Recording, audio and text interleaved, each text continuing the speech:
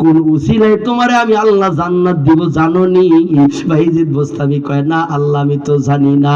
আল্লাহ ডাকে দিয়া জিগায় বাইজিদ ওই রাত্রের কথা তোমার স্মরণ আসেনি যেই রাত্রে তুমি তাবলীগের কাজ কইরা আমি আল্লাহর জমিনে দিনের দাওয়াতের কাজটা কইরা ঘুরতে ঘুরতে তোমার রাত্র হয়ে গেছে, গভীর রাত্র, তুমি তোমার বাড়ির দিকে আসতেছিলা, এমন সময় একটা ছোট্ট বিড়ালের বাচ্চার কান্নার আওয়াজ তোমার কানে শুনছ।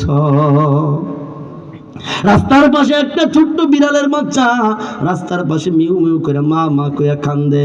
কত মানুষ, কত আমার আল্লাহ, আমি আল্লাহর বান্দা কত এই রাস্তা দিয়া গেছে, কারো দিলে এই বিড়ালের প্রতি মায়া লাগে নাই, দরদ লাগে নাই।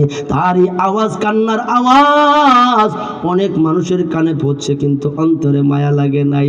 তোমার কানে যখন পড়ছে তোমার বড় মায়া লেগে গেছে, তোমার বড় দয়া লেগে গেছে।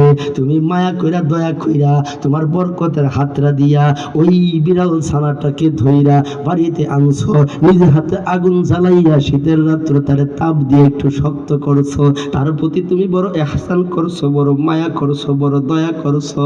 ভাইজি তুমি যখন আমার এই সৃষ্টি এই ছোট্ট বিড়াল প্রাণীটার দিকে, প্রাণীটার প্রতি মায়া, তখন আমি আল্লাহ তাকায়া তাকায়া দেখতেছিলাম যে তুমি আমি আল্লাহর একটা সৃষ্টির প্রতি কতটা দয়া করতেছ। এই দয়াটা দেখে আমি আল্লাহর কুদরতি অন্তর ঠান্ডা হয়ে গেছে। ভাইজি কোন উসিলায় তোমারে মাফ করছি জানোনি? কোন উসিলায় তোমার জন্য জান্নাত ফয়সালা করছি জানোনি?